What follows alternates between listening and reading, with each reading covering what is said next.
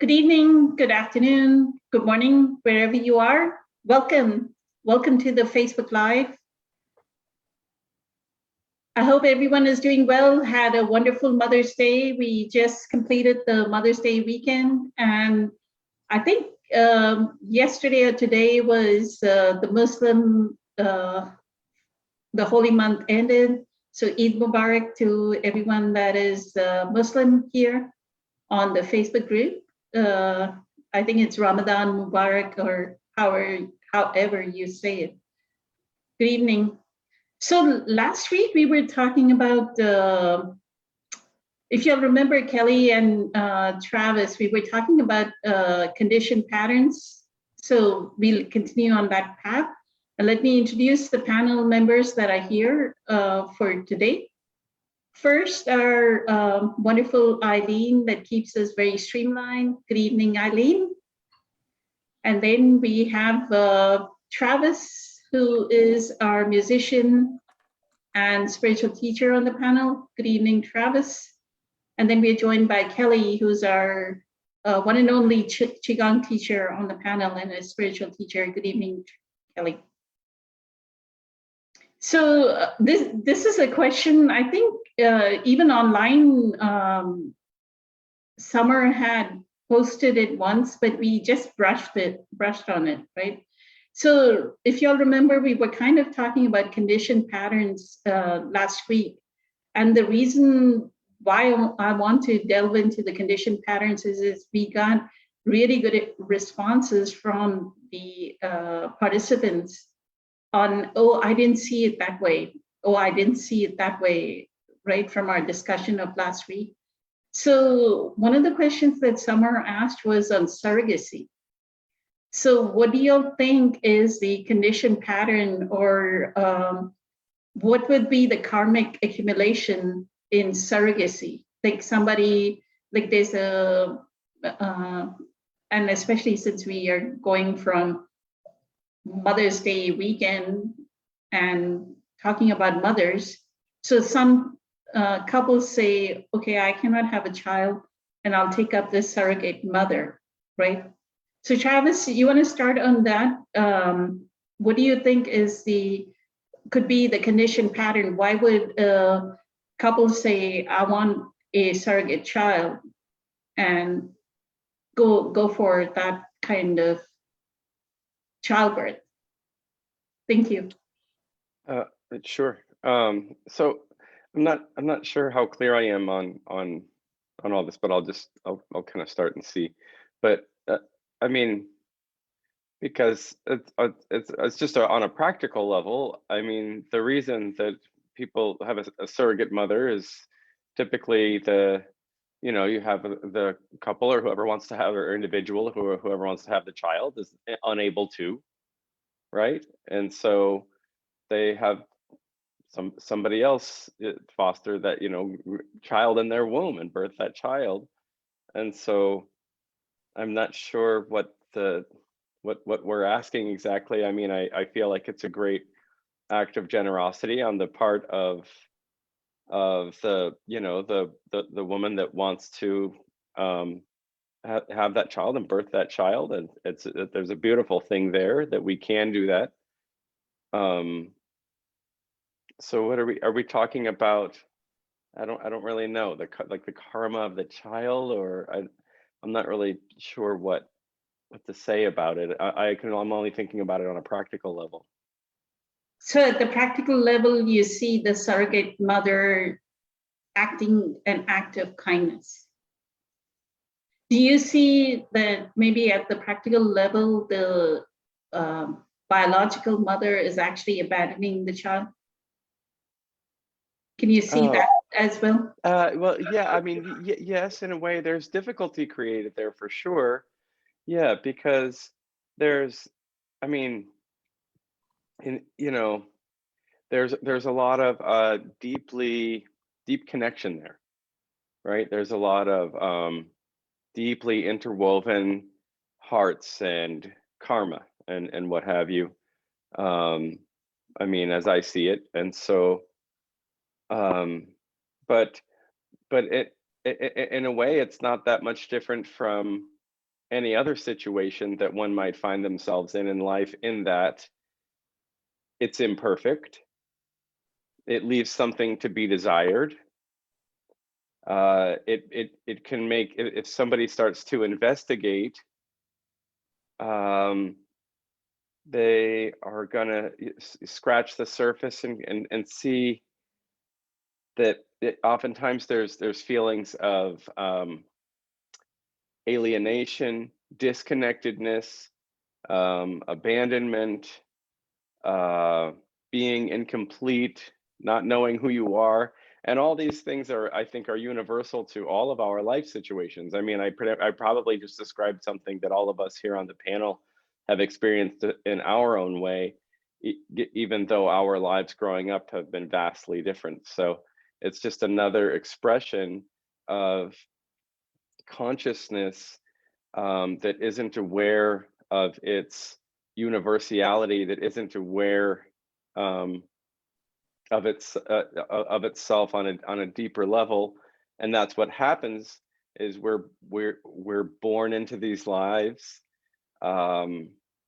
in kind of a fragmented light, is how what it makes me think of, is that's the world.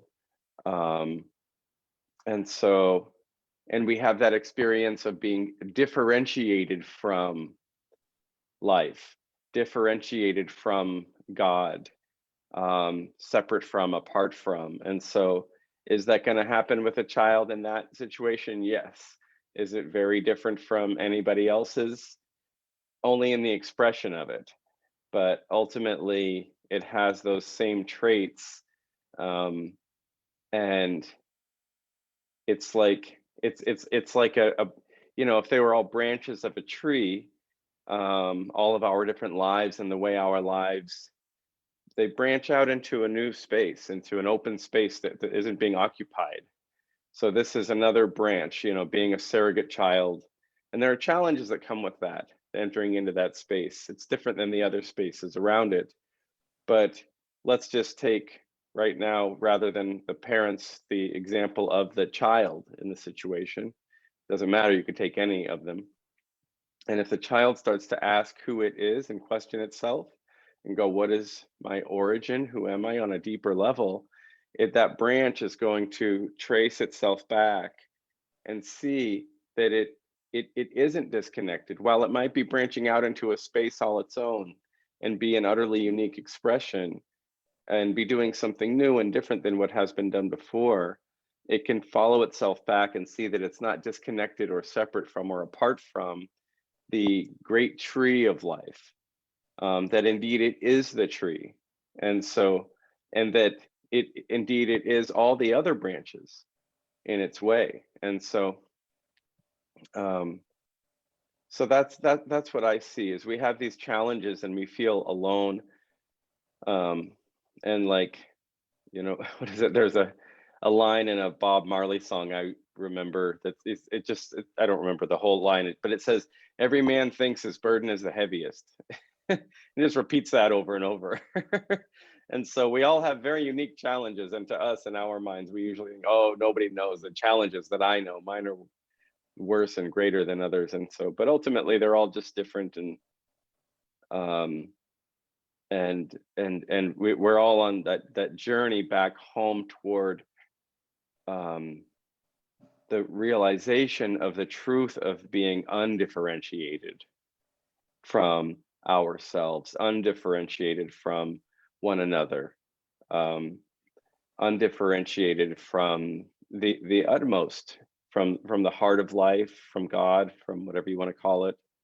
And that's that journey home that we're all on, we all share, and that we realize that we are all that.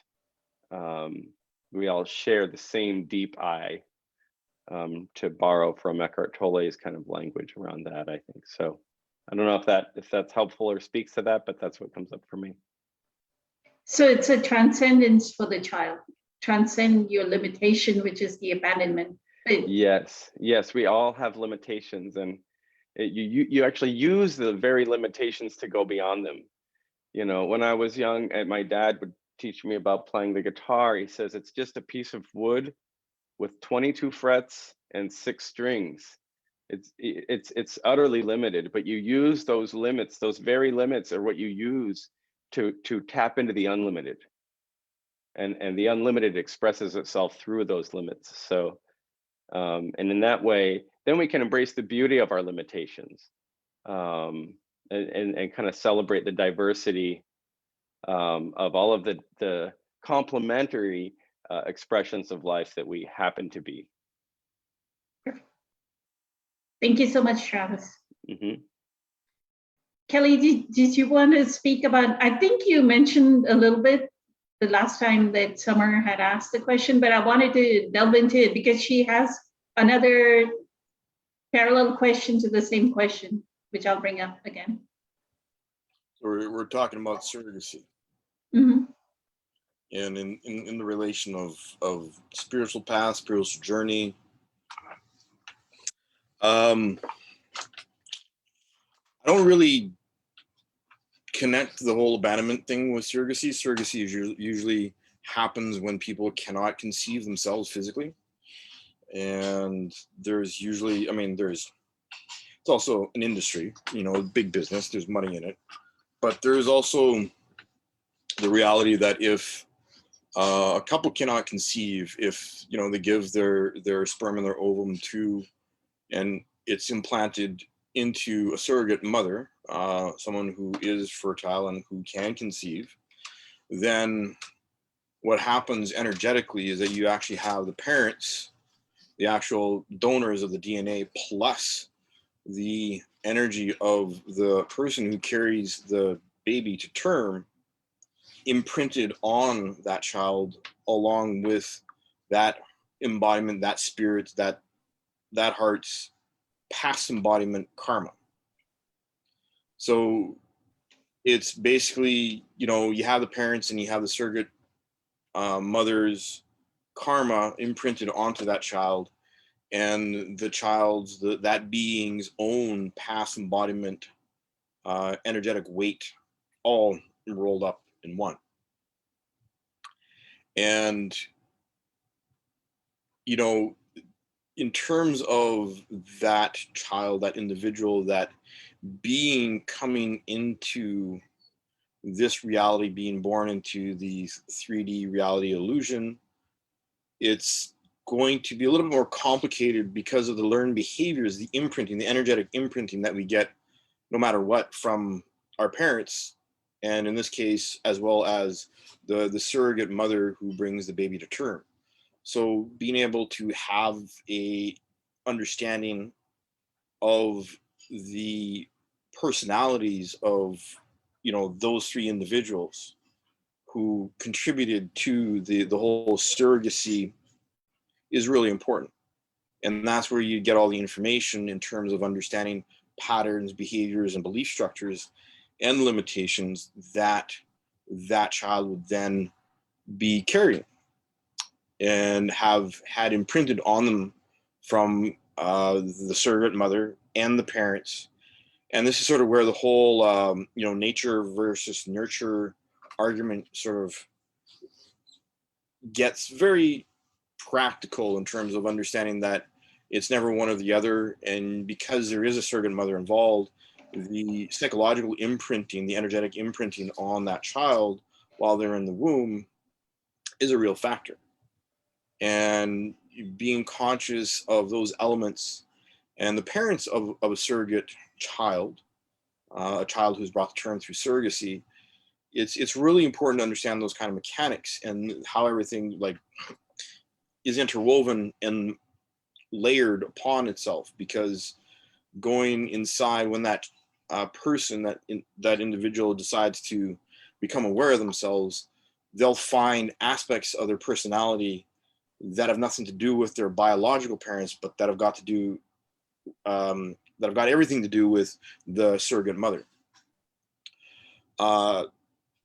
In terms of abandonment, I'm not exactly sure. Was that part of the question? She just asked, what is the conditioned patterns that exist almost like, is it beneficial to be a, I don't know what her context was, but it was about surrogacy. That Well, is, would it be a good thing? Would it be a bad thing? What are the implications of surrogacy? well, as soon as you bring good and bad into the equation, that goes right into ego analysis, right? Because again, if a couple want to bring a child into the world and shower that child with love, how can that be bad? There's, The you know, one thing I would say is, okay, you were a couple, yeah, and the planetary intelligence chose that you would not have a child. Is that a non-acceptance of the present it's not moment? planetary intelligence. It's a soul level contract that we have with ourselves. So Right. even though there's, the global consciousness going on, our soul contracts really dictate what's possible. So your soul contract dictated that we were not going to have a child. Yeah. Right. This couple was not going to have a child. So now, with all the medical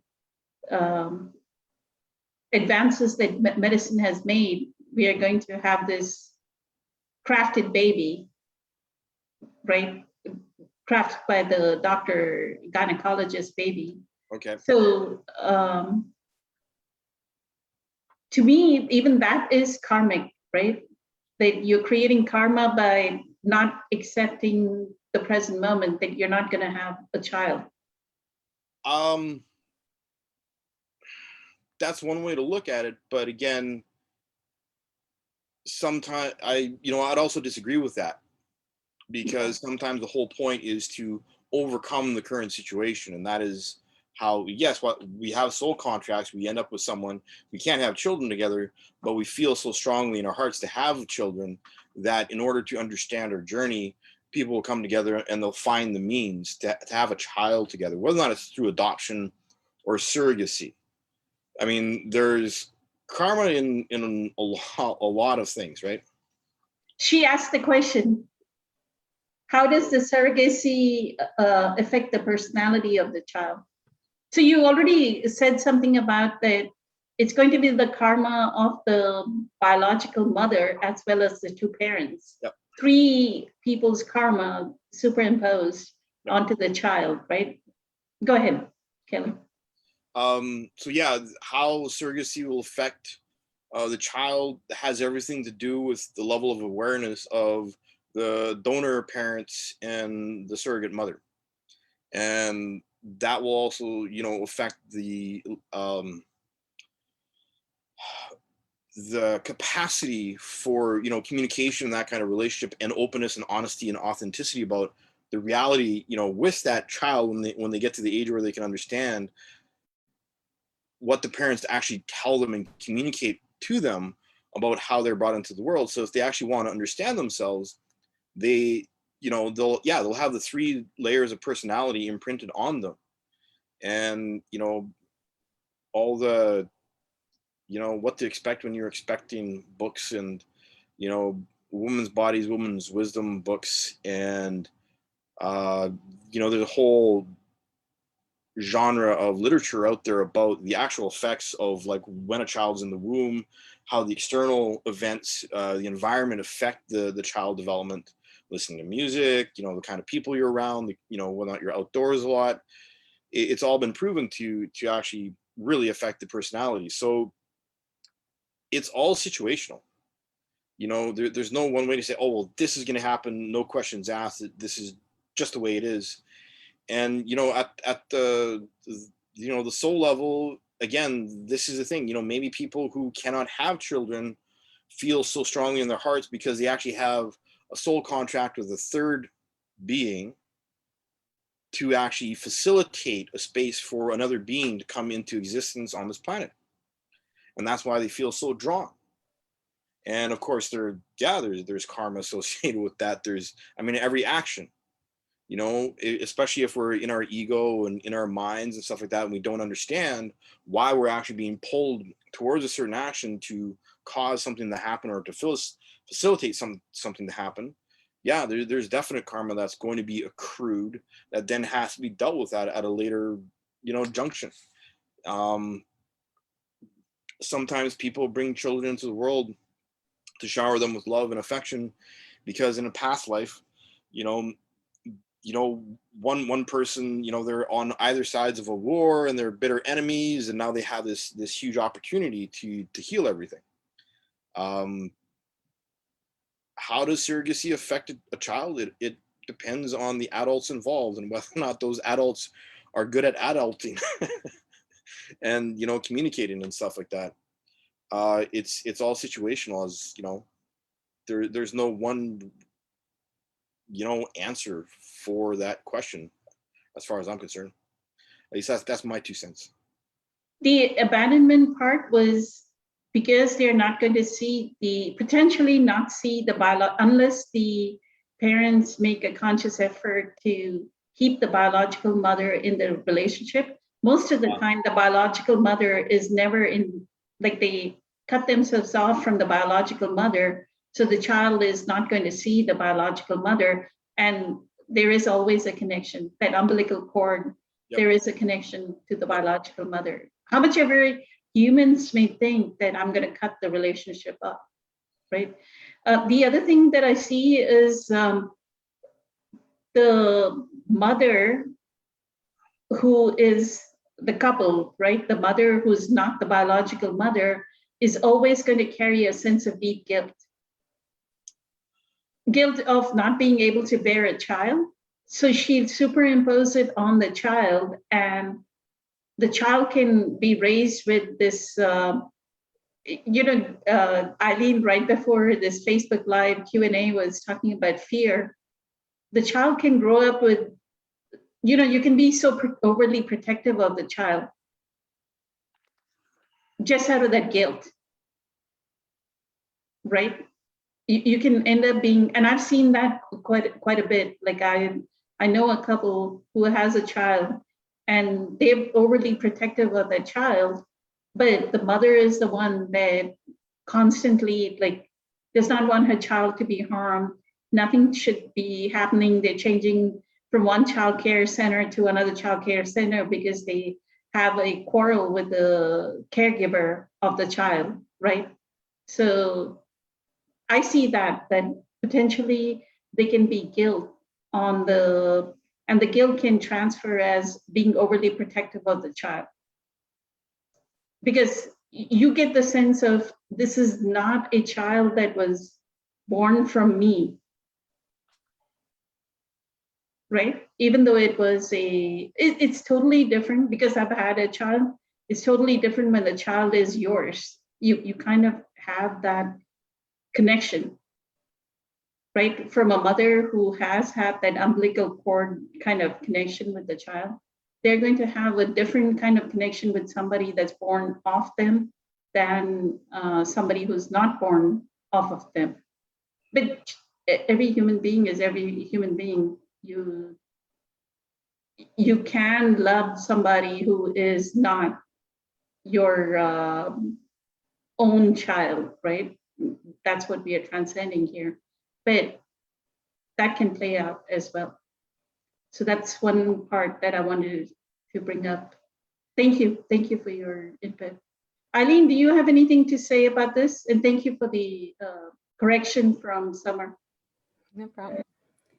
I don't necessarily have anything to add, but Lakshmi wrote a quote in the comment section that wouldn't make it to the video, so I was just going to read it.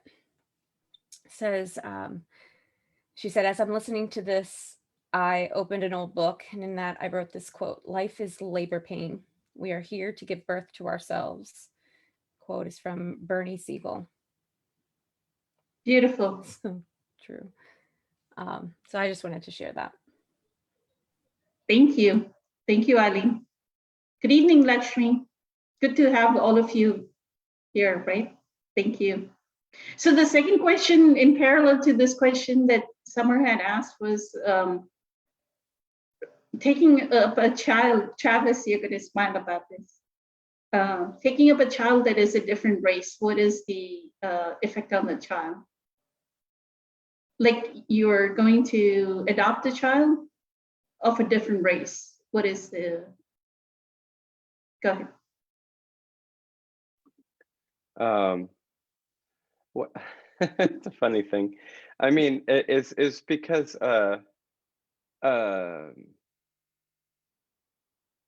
you know, these things are on the surface. The thing is that there's the way things appear on the surface, and I think that we call it illusion because it can be so vastly different from how things are in the depths, how things, what is, what appears to be and what is can be so vastly different. I think back, I'm just going to reference some of my experience.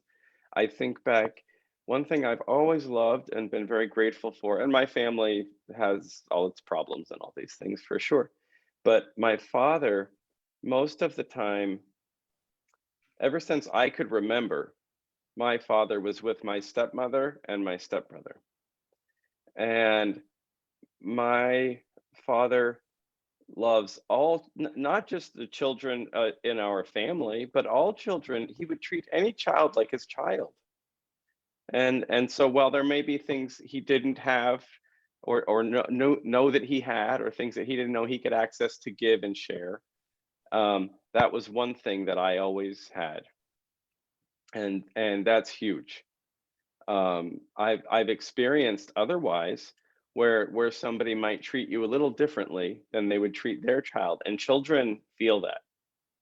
They pick up on it, if they're being favored or not. And so so my point in sharing that is that, and I think this relates to skin color, is that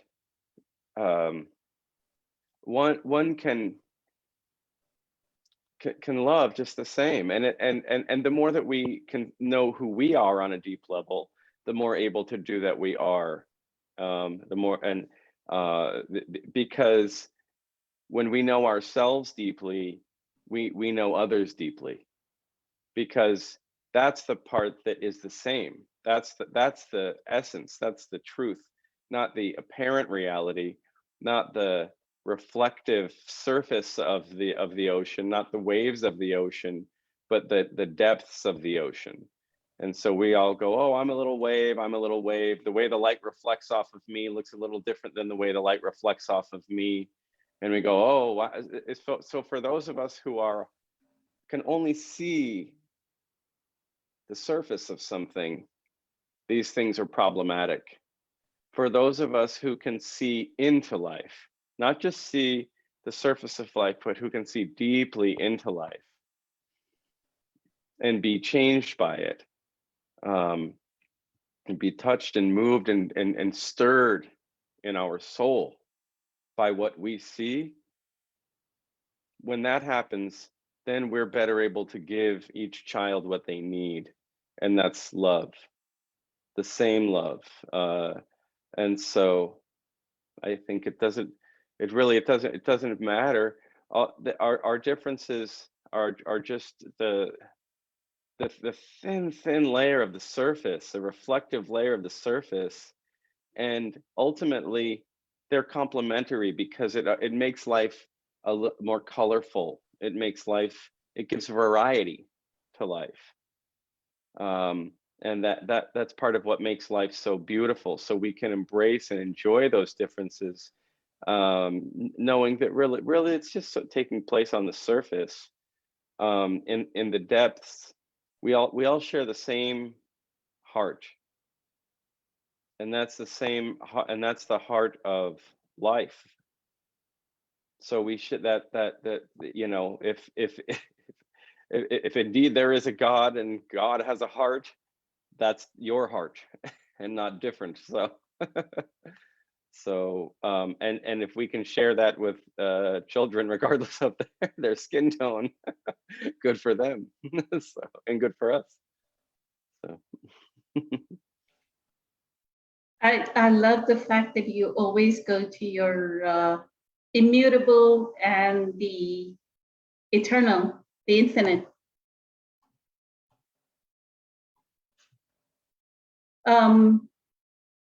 You know, a lot of people, this like, what do they do? Like either show a skeleton that everybody is a bone, or they show the blood and say everybody has the red colored blood, so we're equal. But if we go to our essence, the equality is all the more, like you're saying, equality is all the more known because the infinite depth of whoever you are, whether you were born in Africa or in Australia, no matter where you are on this planet, the depths of who we are is always the same, non-physical. We are out of that one consciousness, right? And Eckhart explains the sun and the rays of the sun, right? Everybody is originating from the same sun, or the ripple of the ocean and the ocean. So those analogies that Eckhart gives. So as long as we know we are the ocean, that's enough. So beautiful. Thank you, Travis. Eileen, did you want to say something about this? What if you, what would be the effect on the child? Well, I just want to say that I thought what Travis said was amazing. I really enjoyed listening to you speak. I think that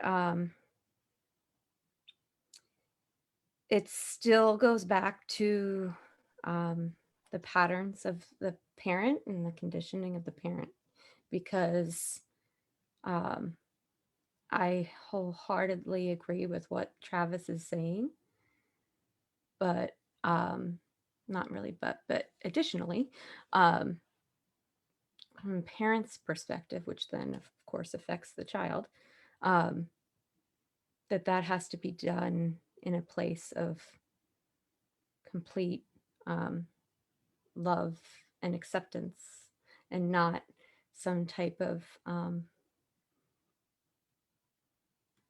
sense of the other or superiority, or I feel like they call it like the savior or something. Like I feel like I've heard people talk about it in that fashion. I feel like it needs to be like what Travis was saying. So I think it could go either way. Like it may have positive effect on the child and therefore the world, or it could be very different when it's done out of the place of like the ego. Thank you. Thank you, Eileen. So the parents would have to make a concentrated effort, I would think, is to learn the other culture. Absolutely. Absolutely. 100%. Not miss what do they say, appropriate the other culture, but at least expose the child to the other culture. Like if you were African American parents and you had a East Indian baby, expose the East Indian baby to their culture. Mm-hmm. And they should know it. They shouldn't try to be it, but they should know it. Yes, absolutely. Perfect. Thank you. Kelly. Well, there's not terribly much else I can say because Eileen and Travis have covered it so wonderfully. I completely agree with what both Eileen and Travis have said. You know, again, it's situational.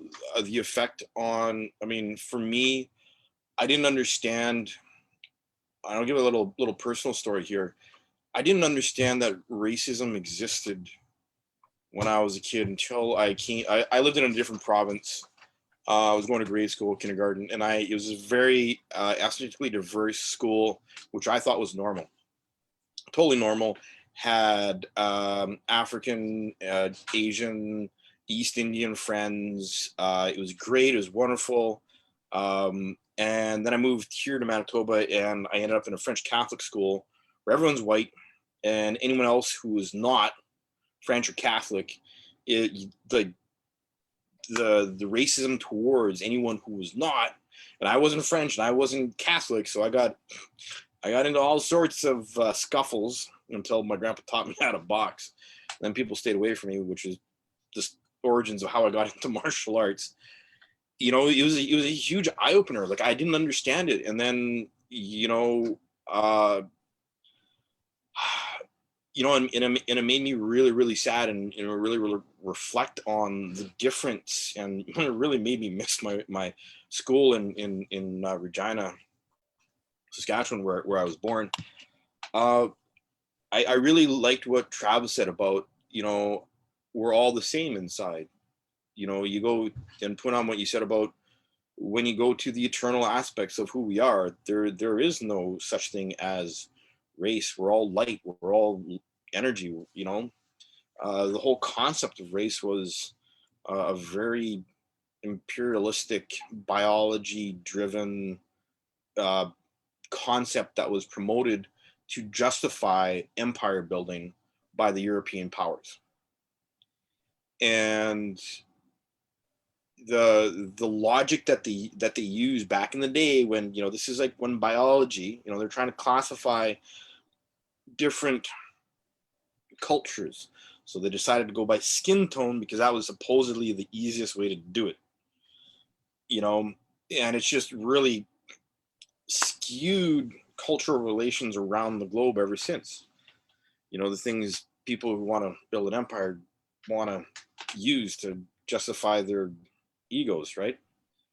And Eileen, what you said about the situation and the parents, it's like, yeah, it'll totally depend on the parents and who they are and what kind of patterning and ego journey they're on, and also the child themselves, like what they're bringing along with them in terms of their own spiritual journey, their own heart journey of learning about themselves. And at the end of the day, for me, it's just like we're all here to learn about fear and love, and that's the journey. That's understanding how it exists in our illusion, in our ego mind, in our patterning, in our conditioning, and that's it.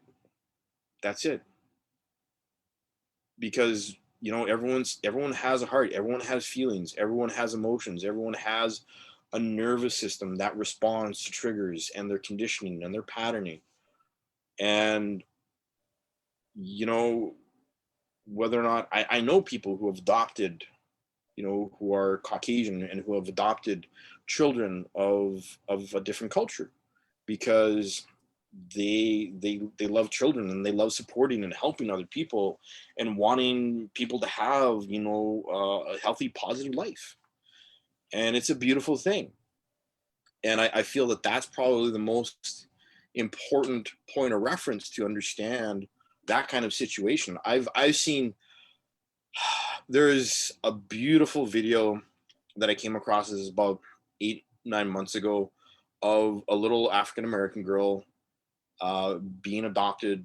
It's her like 10th or 11th birthday, and she's being fostered by a Caucasian family, and there's like 5 or 6 other kids, and she opens up one of her birthday presents, and it's these, it's legal forms, right? And she, she's all confused, and she like holds them up, and the dad explains to her that these are the papers that your mommy and daddy need to sign to make you our forever daughter. And it's one of the most touching, because she like, you're like, forever, it's like, I can stay, kind of, she goes, I can stay, and she's like, yeah, do you want to stay? And she's like, yes, I want to, so I'm not doing it justice, but it's one of these really beautifully touching moments where you just the love, the pure, authentic love and joy. I'm like trying not to like get all teary-eyed, just like remembering it, because the girl just starts crying and runs to her, you know, her daddy, and hugs him and cries, and they have like this big group hug and stuff like that, and it's so beautiful. And just like feeling that kind of space of love between, you know, humans, it is so beautiful and amazing. And you know, I wish that for every child out there who is, you know, wanting to be adopted, wanting to find their family. And yeah, it boils down to all the elements that we have to be aware of, you know. But again, it's either fear or love. Are you in a place of fear or love? And I feel those are the main factors that would affect that kind of a situation. Thank you so much, Kelly. So the next question that Summer had was, like she read an article, or I don't know where she saw this, where quite a few people were asked, would they choose to be on a dialysis machine or life support, or would they choose pain medication? And the people said yes to all the three. And when they asked doctors this, the doctors chose not to be on the dialysis machine and the life support and just be on pain medication. So her question was, what does the panel think of the choices that people make to be on life support? They may be on life support for 6 months or a year or 2 years or 3 years, and the effects on the family that is supporting them. So, Travis. Okay, so my response to this is, first, it's very easy for us to look at situations, whether they be real or hypothetical, that involve, maybe they're in the future, whatever, it might involve somebody else, whatever it might be, like this situation we're talking about right now. But I can't answer the question without first stopping and saying, for me, right now, am I directing my attention in a way where I feel as though I'm moving into a deeper state of reverence, of stillness, and connectedness with life right now? To me, that's the important question. I want to keep checking back in and go, how am I doing right now? Am I being more silent and more still and more in touch with life? If the answer is yes, then maybe we can slowly entertain and explore these other questions. But if the answer is no, who cares about these other questions?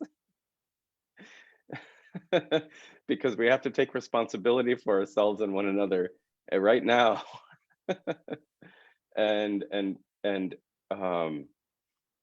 and do the best we can to offer ourselves to life most appropriately.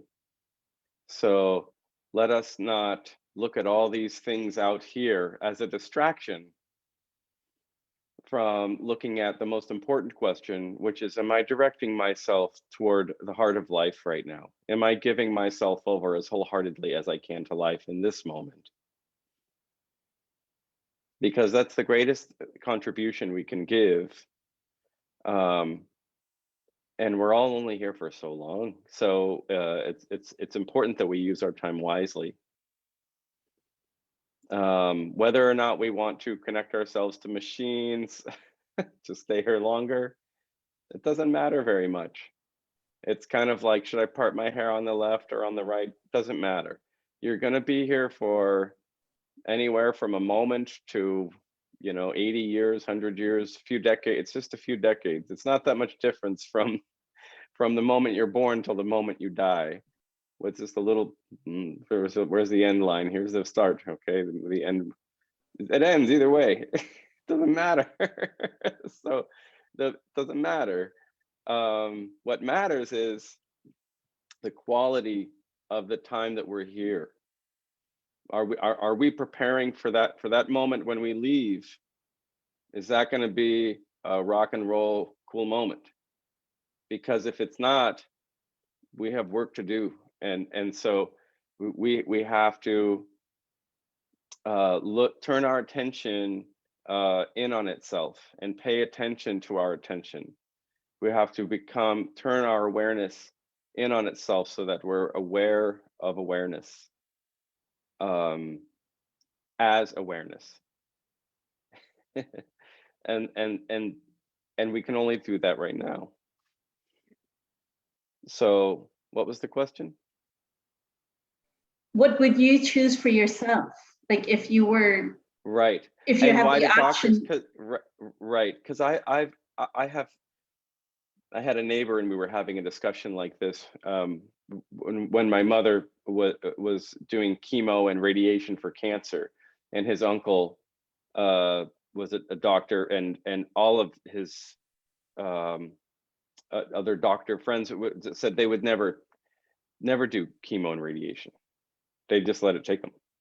So it is interesting because they've seen it a lot more than everyone else. They're there seeing it every day, and they go, I don't want to go down that road. So we can use their experience to inform our own decisions. And I don't think there's really a right or wrong decision. It's just if you're going to choose to do that or not. And so, yeah, I think that probably a big part of the reason why doctors choose and say I wouldn't go down that road is because they've seen it so many times and they don't want that experience. They'd rather ease the physical pain and maybe exit a little bit more, what they deem more gracefully or with a little more ease or comfort. And there's nothing wrong in that. But there's also nothing wrong that I see in attempting to prolong one's life. But again, for me, the real issue at hand isn't whether or not we prolong one's life or these choices. The issue is, am I making that time between birth and death, whenever death comes, of real usefulness, of real value, and the only time we can do that is right now. So that's the best I got on that, I think. Thank you so much, Travis. What I see is, so, I mean, I don't know very many people. I just knew a friend of a friend, right, that went through maybe a year and a half of having her husband in, what's it called, assisted living, or the care in a home, right, care home. And then he was on life support. To me, karmically, we are torturing that soul, right? Because the soul already wants to withdraw. Yes, this medical system can do a lot, right? Keep a person breathing, keep a person on life support a lot. Because it happened to my mother as well. She went into coma, right? She had a brain aneurysm and she went into coma. She was on life support. And I walked my, I think I heard Sadhguru say that we are so attached to the physical body of the relative that we have. That's the karma, right? That's the conditioned pattern, that we don't want to let go. The letting go of this physical body is so hard for a human being, right? That we keep them on life support out of that attachment. And then we are paying, like, it is more of a torture for the soul than, it's only for our selfishness that we keep the person on life support. So I kind of like explained that to my brother, who finally they chose to put her in hospice care, and she passed away the moment she was taken away from life support. So that means the consciousness was withdrawing, like she had the brain aneurysm and was in coma. So the consciousness had withdrawn, and you could see it, right? There was no movement, there was nothing. There was just a body, right? And machines were keeping up that body, keep it breathing and keep it. So in those cases, right, like that's where we need that counseling of Eckhart's deep, radical, compassionate surrender.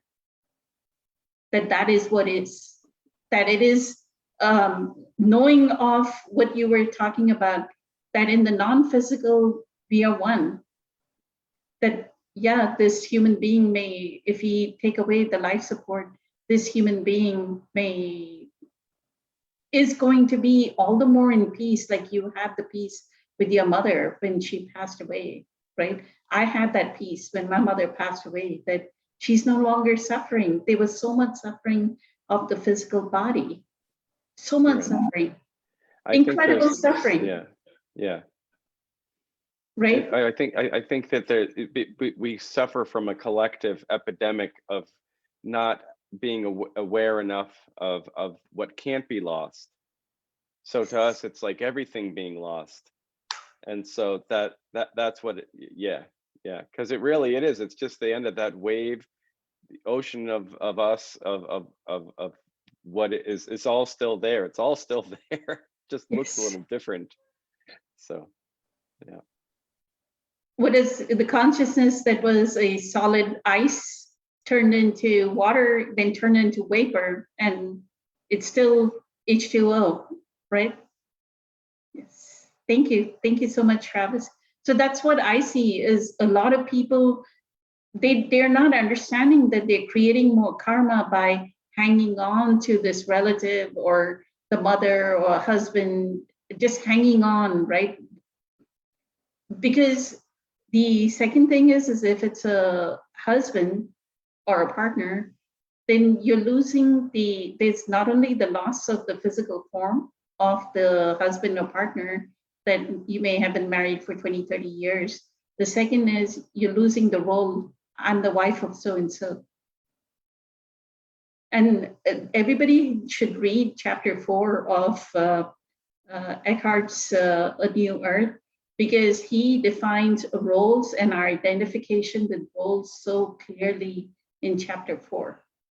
And parenting is a role. This I'm a wife, I'm a mother, I'm a father, I'm so-and-so. At any time we do I am and attach something, that's a role. And then we are identified with something in our mind. And so they're hanging on to this, I'm about to lose, who am I now? I'm no longer a wife, right? Or I'm no longer, it could be the other way around too. I'm no longer a husband. Who am I now? And like Travis would say, you're the invisible, the immutable, the eternal, right? Thank you. Thank you for that thought. Kelly, did you want to say something about this? Sure. First off, I am not going to assume that I know a soul's contract with itself. If someone ends up on life support, dialysis, or on painkillers, then they've obviously set themselves up to be in that space. I agree, Poonam, that we are quite attached to our roles. Or most people are. When I was a kid and I had my out-of-body experiences in the spaces that I would sit in with certain people, showed me that a lot of what we assume about the external world and associate with the external world is very much an illusion. And our attachment to it does often accrue more karma. And that's also part of the contract of being here, is to actually acquire lessons about karma and how we use our attachment to either liberate ourselves or to fuel our illusion and to build further attachment. And again, I mean, wonderfully said, Travis. and put on, the whole reality is like, I mean, these questions are speculative. I mean, I cannot judge, you know, someone who ends up on painkillers or on life support. I mean, after my dad's car accident, he was on life support for like a month, and then he's been on painkillers ever since, because he's got the, you know, this huge bolt through his pelvis and all this scar tissue, and he needs it. You know, it's like one of those things. Like even you know, medication for depression and anxiety. Sometimes people have to learn how to manage their life and their situation that they're in, and they need help and they need support. I mean, yeah, I mean, all of these things, you know, reflect a certain attachment to the physical reality. And yeah, as we all know, this, like, the physical reality is like, you know, just at the surface, and you go deeper and you go inside, and we're all very different. You know, the reality of being present and stepping back into observation and observing the external world, and how our mind, how our ego likes to attach and hold on to things, because yeah, like, you know, the wife, husband, daughter, son roles that we get attached to. Is, for me, it was really disconcerting not to have those coming back from a couple of the out of body or near death experiences that I had when I was a kid, and waking up and, you know, going home from the hospital with my mom and dad, and part of me knowing that they're my mom and dad, but also feeling like they're complete strangers. It's, you know, to be able to look at that, you know, 40 years later, is, you know, I just shake my head and going, okay, like, can I get the memo for why all, I mean, I get the memo for like why all that was happening when I was a kid, but it's understanding that, you know, everyone's situation is different, and I can't judge if someone's going to end up, you know, needing painkillers, or, you know, I mean, yeah, when I broke my arm, it's like I needed painkillers. The thing about like being on dialysis, the number of First Nations people that I've worked with up here in Canada, where they need dialysis because of the food that they have access to ruins their kidneys, and because their genetics are just completely different. It's like there are dialysis clinics in certain communities because half the community needs dialysis because of the way the whole system is structured. And being on life support, I mean, yeah, it's just like, you know, whether or not it's to get someone through a coma or to get them through something, you know, at a soul contract level, I always feel very strongly that we have to look at the soul contract level, and, you know, what it is about that person's life or their choices that have actually led them into that situation, and how they've co-created that situation. And, you know, whether or not it's you know, it's never an enjoyable situation to watch someone on life support. It was really hard watching seeing my dad on life support, and put on, like, you know, speaking directly to what you said about that whole role of, you know, being, you know, my dad's son, and being there in the ICU and seeing him on life support and being completely helpless, just having to just watch, not being able to do anything, and having to deal with that contrast of witnessing my father in such a helpless situation and not being able to do anything, and, you know, and just having to wait like there's nothing to do, and just letting go of, you know, a deeper level of, you know, I guess assumption about reality, about like how, you know, life was going to go. My dad was about to retire, and he's going to, like, you know, be at home and do all this other stuff, and then he has this car accident, and the universe took, you know, went sideways. So absolutely, like, understanding the roles that we're like hanging on to, or those spaces of emotional ego attachment, are really important. And sometimes, like what we've talked about, you know, children who are like here for, you know, a brief moment in time, is sometimes someone ending up on life support is actually, or dialysis, or needing pain meds, is actually the lesson for the people around them. And, you know, it's it's always about the lesson. It's sort of that moment in time where when you let go and you can like feel yourself in observation and observing that space of the lesson of letting go. So Beautiful. my 2 cents. So what I would ask Kelly, since you actually have gone through the experience, is it not that it is a lesson for the caregiver, right? It's a lesson for the caregiver where the caregiver has this choice of bringing unconditional love to whoever they're caregiving. Now, okay, I have let's say, have speculative, there's this partner that we are taking care of and they're on life support, right? And wouldn't it be that now I need to bring unconditional love? The same thing that Travis talks about, bring presence. This is my opportunity. Like for you with your father, it would be, yeah, he may be on life support, but let me bring unconditional love. But a lot of what I see is a lot of caregivers can get frustrated. Oh, absolutely. That day after day after day, that this person, all I do is wipe their bottom, take care of their all their needs, right? Yep. Change their, like if they have a feeding tube, change their feeding tube, whatever they have to go through, right? And that's what I'm doing day after day after day after day.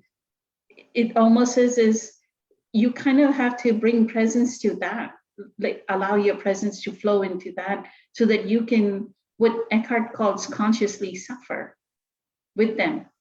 So you're letting your presence power flow into them and kind of bring healing to this person, right? And so if you want to speak to it, since, and I know Travis has something to say since he actually caregives for a, isn't that your profession? You provide caregiving. So I'll come back to you, Travis. Go ahead, Kelly. Yeah, no, I completely agree. I'm not 100% on Eckhart's take on it, but it is definitely about being mindful with that presence of love and support, and it's not, I guess it's recognizing the choice, accepting that the choice has been made. You know, it's one of the things about seeing my dad on life support is just, you know, there's nothing to do. All I had, the only option was to be in mindful love, in a mindful, loving kindness space. And yeah, it's, you know, that's what you have to do because there is nothing else to do. It's just like once that situation has been created, you can't turn back the clock. Although if I figure out how to turn back time, I'm like letting everybody know. So, and teleportation too. If I figure that out, I'm bringing everybody coffee or tea or whatever. But Zachary would love to hear you say that. I'm sorry to cut you off, but oh my God, he talks about that incessantly. Yeah. You know, yeah, it's listening to that space and not being pulled into the drama, not being pulled into the fear, not being pulled into the what ifs, and just accepting that space inside of, you know, for me, it was just like, yeah, okay. You know, it was like, it was like another day at the office. This is just what's, you know, happening right now kind of thing. And they could make it a story of unhappiness, like what Eckhart, that's Yes. another conditioned pattern in human beings. A human being, one person can do what Kelly is doing, and then another person can take the same situation and make it into an unhappy story. Oh my God, every day I have to do this and be irritated about it. I witnessed that firsthand, standing by my dad and watching like the other families and other people just, you know, freaking out and stuff like that, and going, you know, going, wow, it's just like, I'm really glad I'm me right now, because it's like, I like this space. I'm really glad I'm here. Thank you. It's like, I appreciate this lesson. Yeah. Thank you. Humbled by that experience. Thank you so much, Kelly. Eileen, did you want to say something about this? Then I want to go to Travis and ask him what it is to caregive. I was just gonna say before anybody talked that like I wasn't gonna necessarily give an answer to what I would do, because I feel like my decision would be based on my present moment, and that's not now. But I think that that's where I'm kind of at, is that whatever the case may be, I would be making a decision for myself based on my present moment. In a place where I might be making decisions, I'd be making my decisions of where I am at that present moment. As far as family, I can only be there with them in the present moment. So I think it's kind of what both of them have said. Like, I wouldn't make the decision for someone else, but I can be with them in their present moment. And I think that what Kelly said about, our soul contracts, I think that everything that happens for a reason. And so I think we just have to be grateful regardless, because, I don't label things as positive and negative anymore, but like when things go well, we're grateful and we celebrate. But when things don't go so well, we're grateful and take that lesson, So Thank you so much, Eileen. Always about gratitude, right? Gratitude is paramount. Through the experience that Kelly got, that experience, I had that experience with my mother, and grateful for all these lessons, spiritual lessons that we learned. So what do you think, Travis, about this, that somebody's caregiving and it's all about like tubes and I need to change their diaper and make them go do their normal, go ahead. You have experience with it, so I want you to. Yeah. I'm just. I mean, I have very little experience. I mean, I definitely have a an in-depth and unique relationship with all of it for sure. I mean, well, so I'll speak to one part of it first. Is when I imagine somebody being kept on life support, where if it seems utterly clear that if they weren't on life support, they would just simply die. There's no possibility really, or a very, very slim chance of them making some sort of recovery and having at all an enjoyable physical existence. To me personally, I say, let it go, I think of my dog, who I was so close with for 15 years. What he reached at a certain age, and part of it was because of financial limitations on my part, I suppose. I know I was limited financially, so I only had so many options at my disposal. But at a certain age, I feel like I could feel that there was a decision made inside of me that whatever takes him at this point, I'm going to let it take him. I'm not going to fight and struggle to preserve his life, because and who knows how much I'm projecting onto my dog, but in my experience of my dog, I felt strongly that he would rather just be at home and be outside and carry out his days that way, rather than be undergoing a lot of intense medical treatment or whatever might come up, so to try to prolong his life as an old achy grumpy old dog who's he's had a good time. He had a great go of it. He's ready to go on. So I don't I think it's good to let go, because no matter how wonderful, everything falls apart, and there's a beauty to it too. Like, I know in our culture sometimes it's like we keep everything so clean and so new, or landscaped yards. Like when I was living in New Mexico, not a lot of money there, and you get to see everything falling apart. Everything has a nice patina, and so it's a beauty in the disintegration of things. And I just want to comment on that too. It's nice to watch things fall apart and fade away. I'll buy flowers for my house, and I like to watch them live and die. It's fine, you know. So it's just natural. It's so natural, and so there's no need to make a big fuss out of it. Um, that said, there are unique situations, like for me, where you know I I work for a guy who's a quadriplegic, and I've worked for a couple of quadriplegics for a long number of years, you know, decades. I had a woman I worked for about 8 years, was her main caregiver, who had or has, um, sorry, my brain is not working right now. Um, uh, MS, multiple sclerosis, and I've worked for tons of people in wheelchairs over the years. That's pretty much what I've done in all my adult life. And you know, the thing is these things become really basic. They become normal, and it all has to do with the individual's degree of acceptance of their current circumstances. I mean, I can think of two people, one who I work for daily now, and another who I was his main caregiver for a couple of years, probably almost 20 years ago. Their life situations are almost identical. They live in the same town. They're both quadriplegic, about the same level of quadriplegia. They have a little bit of use of their arms, not their hands. Um, you know, same income bracket, almost identical situations. One of them, I had never met anybody with so little will to live. And he actually died in my arms, and I could see that it was coming, that he didn't want to be here. He was so ready to go. And there was a relief in that.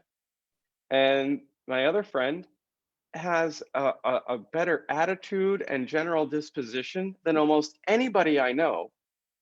And he has to have help, you know, going to the bathroom, showering, eating, getting dressed, doing, you know, just almost everything. I mean, he has independence, and he can go out and do some things by himself, and you know, he can do a lot of things by himself, but he needs help with most things. And we just laugh our asses off every day. We're just joking around. We're celebrating life. We're friends, and life is a celebration. And because the thing is first and foremost, there is the unmanifested. If that isn't if that isn't reason enough for celebration, so help me God. There's that. Out of that springs forth this universe that we're enjoying right now. We have stars in the sky and Milky Way. We have trees and birds and rivers and streams and mountains and sand and food. This is the base model. This is what everybody gets, right off the lot, without any of the fancy features. You might not have a fancy faucet knob, fancy doorknob, very high ceilings. You may or may not have those things. But if you're here, you have the base model of the universe made for you to enjoy. We all have that. And we have each other to share it with. So it seems to me as though, and maybe my perspective is askew, but I don't think it. I think there are many varying perspectives, and we can entertain any of them. But that, um, to me, it seems as though perhaps there is always far more to celebrate than there is to be bummed out about. There's so much more to be enjoyed and to be shared and to be grateful for in any given moment than there is to throw us into despair. Um, and I know despair very well. It's not an unfamiliar territory for me. Um, so, but I think it comes down to attitude, you know. Life is for sharing and celebrating and holding up high, rejoicing in and marveling at, and um, oftentimes it's made even richer in sharing in that together, doing that together. Life's about being there for one another. To me, there's no spiritual understanding for me that's more important than being there for people. That to me is the highest spiritual. You got to take care of one another first and foremost. We have to be there for one another and do the best we can to make sure everybody's needs are met. I referenced this. I'll end with this, and it's silly, but I kind of jokingly say, I'm sure most of us are probably familiar with the movie Bill and Ted's Excellent Adventure, and I kind of jokingly, kind of seriously say that to me that is all of the sutras and spiritual teachings down the ages, condensed into the most concise wording, where they simply say, be excellent to each other and party on, dudes. And to me, that really does coin it, because first and foremost, we have to take care of one another. So long as that, if you do that, party on, just celebrate life, rejoice in life. That can be to me, I don't know a greater gift to place on the shrine in the temple of the highest is our celebration of life. I think that the gods smile down upon that. They go, yes, they get it when we rejoice in life. So yeah. You're incredible, Travis. Thank you so much for offering that example. But do you see that with caregivers, like if somebody was, like you're trained in it, but if somebody's like a relative or something, they could become unhappy and use unhappiness as a role. Yeah. What Eckhart says, right? Chapter 4. Well, and because part of it is, being here, existing, it's kind of a pain in the butt. It's a challenge. There's always stuff you got to do. Look at every blade of grass outside. It's a challenge to exist. And it's probably a blessing that it's only for a period of time. So, but we share in that challenge, and we exist for a time, and there's nothing. Yeah. So, but it's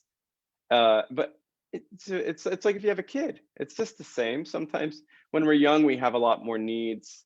And when we're old or disabled, we have a lot more needs. But it feels good to take care of one another. What could give us a greater sense of purpose? So, and connectedness. So it's a pain in the butt, but it's worth it. That's how I feel about everyone I know. It takes a different kind of person to take care of, and you've been doing it for decades, right? Not like 1 day or 2 days. Yeah, I love it. For me, it was because I used to dress like a little gangster or something, and I'd wear my pants sagging down around my knees and giant floppy clothes, and I had a beard, and I didn't want to have to pull my pants up and wear a belt wherever around my waist. And so for me, I was just happy to go and be me. I wanted to wear the clothes I wanted to wear. And in this job, I was able to do that. I didn't have to go put on a face for anybody. If I wasn't feeling happy that morning, I didn't have to hide it. I just show up, or whatever it might be. So it gave me something that I needed, thought I needed, to just be able to be who I am, and be able to relate on an honest level, without any kind of restrictive social structures. I never had to do that. I've never been a part of the general workforce. Thank goodness. I've never wanted that. So it offered me a lot of benefits, and I basically have been able to do what we're doing right now. I do this every day. I've been practicing for this evening. Beautiful. Every morning of my life. So Thank I just you. hang out and talk. And, Grateful. So one of the things that you were saying in the last Facebook Q&A, Travis, was regarding compulsions, right? Like we were talking about conditioned patterns, and you brought up like it's more a compulsion towards cigarettes, a compulsion towards some kind of is it food? So what I wanted to speak to, as far as do you all see any kind of, so the compulsion, which Eckhart calls egoic wanting. So the one thing that we need to be careful about, right? Or not so much as careful as much as bring awareness to, if we want to accelerate our spiritual practice, is find what in India it's called vasanas. So that smell, right? Like it's a fragrance.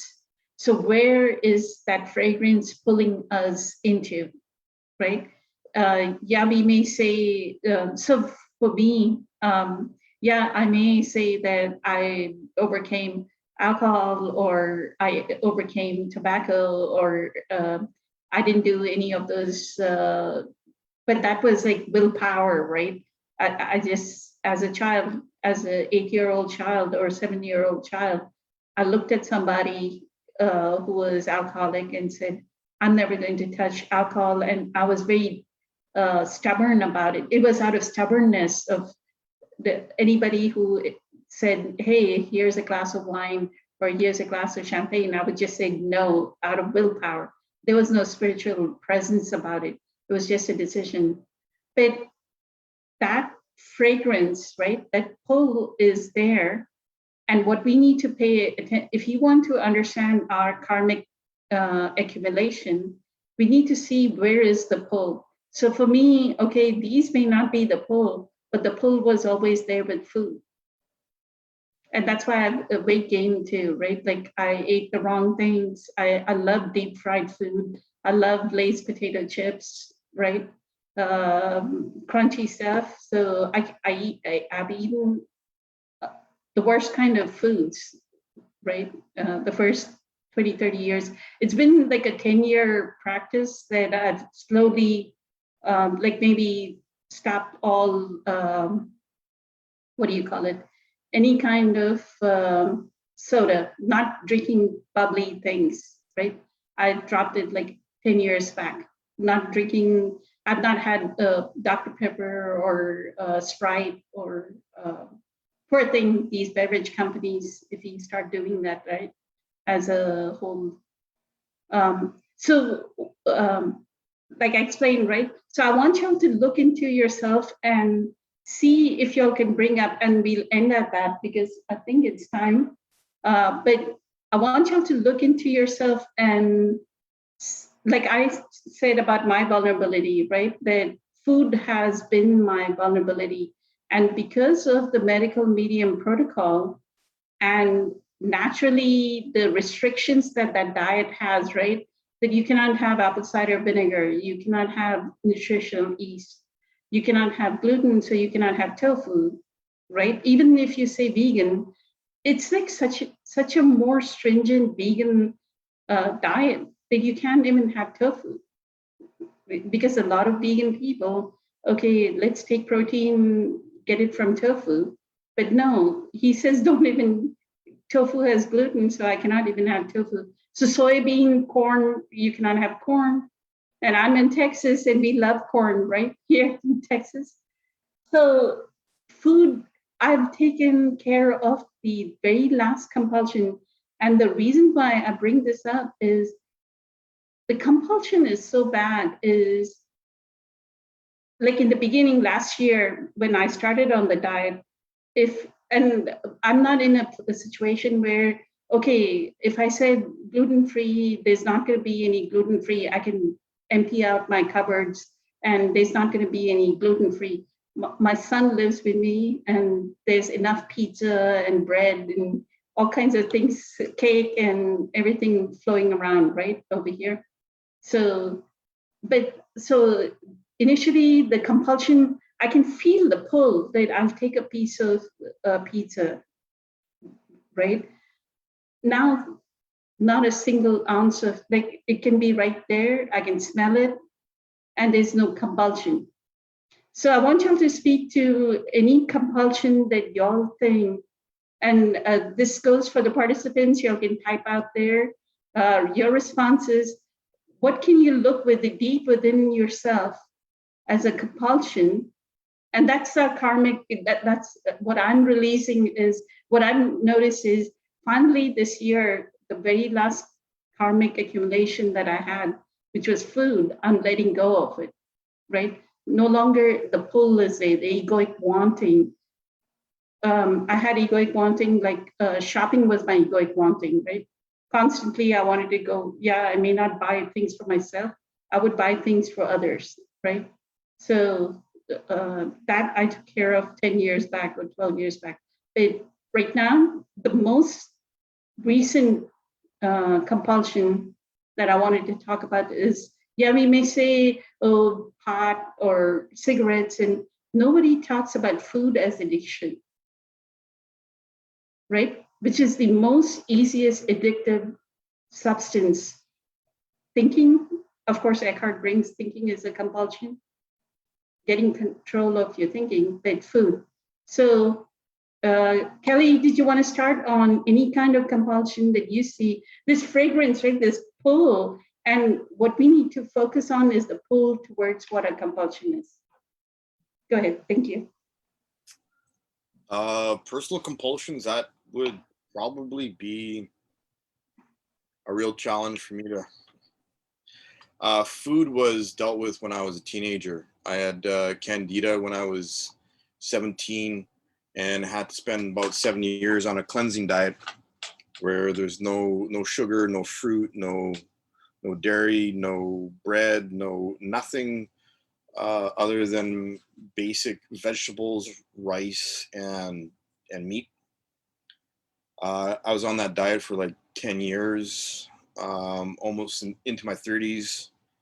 I've been out and partied, but alcohol has never been an attractive thing. I'll sip the occasional scotch, but I don't have, I don't know. I mean, yeah, when I was younger, there was, I'd go to the gym to escape from, from things. But I mean, that was almost 30 years ago. I completely understand what you're talking about, Poonam, in terms of that pull, because that is oh my God. Yeah. Okay. So when I was starting that cleansing diet, when I was a teenager, I would go for about 2-3 weeks, and then I would binge on pizza, pizza pops, carbs, like, oh my God, your body gets so used to it. And so, it is like your nervous system, has this addiction to the easy sugars and the carbs and stuff like that. And the mixing of sugars and acids to, this is also the candida thing. And then, I guess it's about 6 years ago, I had a really bad black mold infection from my water bottle, where I had the cravings again. And to me, it was strange, because they didn't feel like a compulsion. They were a craving.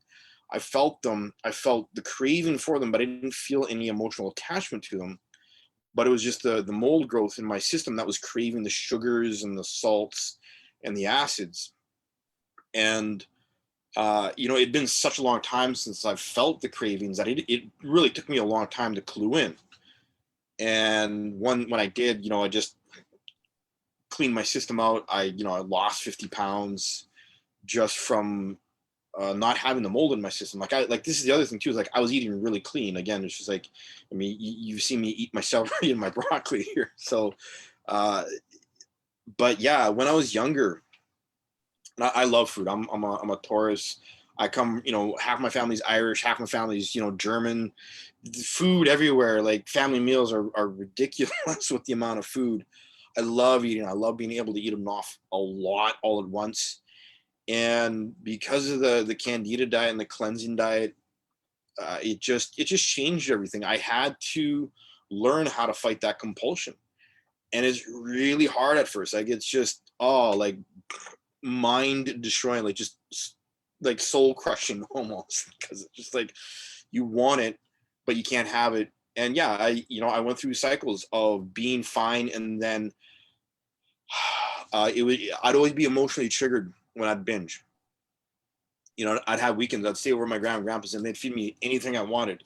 So, I was like, yes, it's like, and then I'd feel absolutely horrible while, like it took like a week or 2 weeks to sort of get my system back in balance. And, it's sort of where my interest in supplements and diets and nutrition and chemical reactions, and luckily my grandma was a chemistry teacher, so I had some really good conversations with her. And she, it was, yeah, it's hard dealing with those compulsions, because they're like a physical thing, and it's hard to break those at first. And that shows our karma, right? It shows the accumulation within us, because that pull is actually what we need to focus on. What are we getting pulled towards? Like one of the things that I notice is a lot of people, a lot of my coworkers are getting vaccinated, right? The vaccine was out, and immediately they signed up for vaccination, right? And what I can see is they are not able to stay alone, like this isolation. Right. Right? This isolation that this pandemic has caused, they want to be free. They want to be free to go to restaurants, meet each other, in Texas, football, sports is very huge, right? Huge. Yeah. Football, and they want to go to their sporting events. So they're in a hurry to get vaccinated without even looking at, is this vaccine actually sufficient enough?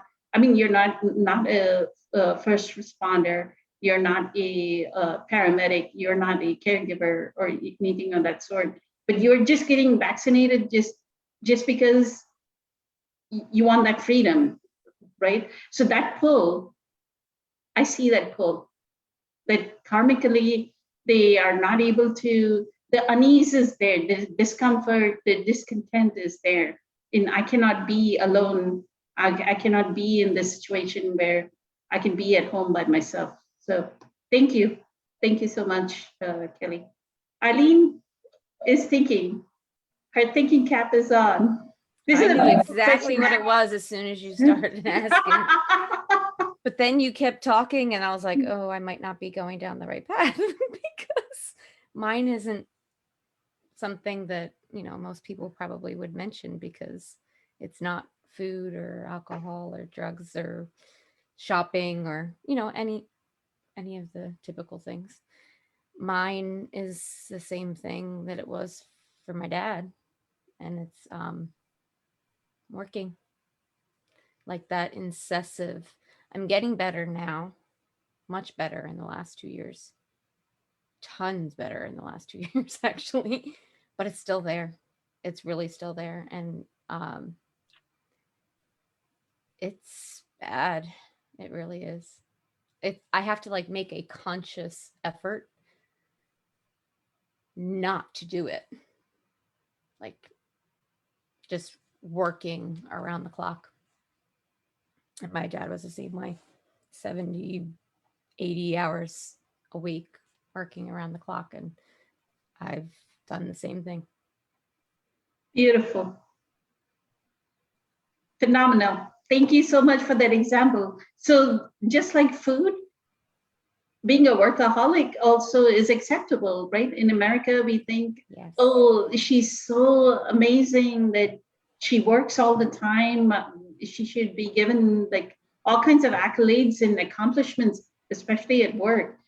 If he were to work every weekend and stay up late until 11, 12, 1 o'clock at night and get 4 hours of sleep and start another day, get 4 hours of sleep, start another day, then we would get accolades at work. Oh, this person is so great, right? They're putting in so many hours. So beautiful, sweet, precious example. Thank you so much, Eileen. No problem. And I'm This was perfect. like I prided myself on that. Like that, not so much that I prided myself on being a workaholic, but like I think I've mentioned this before, like my conditioning was that being a hard worker was the most important thing. Like that was number one. Putting in your best work and doing anything you possibly can. But just because I can, it doesn't mean I should. Because there's expenses for that, consequences. The other pull that I can see is obsessive compulsive cleaning and keeping everything in order. That Not anymore. constantly. But I'm But saying other people, yes. But I was there until 2 Right. years ago. Yes. So I brought up three of mine: obsessive compulsive cleaning, like being everything organized, and then the second was shopping. Third was food. So yeah, we may say that alcohol didn't overpower me and drugs didn't overpower me, but there were other things that were overpowering me until the awareness arose. So thank you, Eileen. Beautiful. Travis, we'll end at you. Go ahead. Okay. Thank you. Well, thanks everyone for sharing all of your vulnerable sides on the internet. No. Now I'll do it too. No. And being recorded. Yeah. For We're eternity. immortalized as our weaknesses. But well, what I've noticed with me is I'll find whatever vice or compulsive, addictive type of behavior, whatever it is, that seems like the worst to me at the time. I go, I really have to tackle this. So I'll face it, and I'll have success in eradicating that behavior. Now I don't do that anymore. Now I don't smoke cigarettes anymore, whatever it is. And then now something else comes up, and I go, this really seems to be the worst thing. So then it might take multiple efforts, time, but eventually I stop doing it, and so and I've had issues with everything because it's not the action. What I've discovered, it's like whack-a-mole. It's not the actual thing. It's like as soon as if I'm not smoking cigarettes, I whack that down. Okay, now alcohol pops up, whack. Smoking weed, whack. Love relationships, being validated, whack. New experiences and adventure. Something else comes up, and so I've had it with food. I've had it with goals and success, and I try to and I try, it's exhausting, and so I try to step back and I go, okay, what's going on here? And what it seems to me is happening. One thing I think is really key that I think has been really helpful for me that I heard Eckhart Tolle say is that the regressive movements are a natural part of evolution. And so, because I've seen myself regress back into behaviors that I thought maybe I was entertaining or feeding into, but then there's further reflection, and I have to trust that everything that's going on that I'm experiencing is ultimately going to serve my awakening, and be of use to me. There's nothing that goes on that won't be of any use to me ultimately. So it's good to try to derive all we can from everything that we go through, even the things that seem of no value. But what it seems like is going on is there is life itself in me. It's not different from what we sometimes call God. It's the essence of life. It's the heart of life. It's the Tao. It's the origin out of which all springs forth. Is in me on it has forgotten who it is or what it is. It's trying to find out who it is. It's trying to go who, it's trying to understand itself, to see itself, to remember itself, to know who it is. And so what happens, I, that deep I that has yet to realize itself fully in this incarnation, keeps seeking itself in all things ephemeral, in all things fleeting, in all things transitory. And so I keep going, maybe this will enhance me, maybe this will complete me, and I won't be left to endure this feeling of insufficiency, incompleteness, and lack any longer. The agony that is not being whole.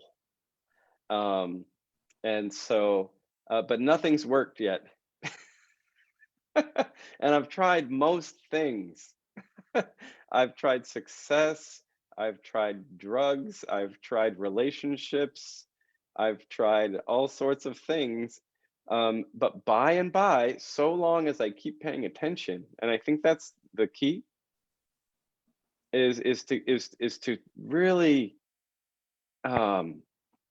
almost like a detective or something, you know, you know, really refine our degree of discernment, because I think we conflate things, we blend things, we make things, and we can't tell the difference from one thing and another.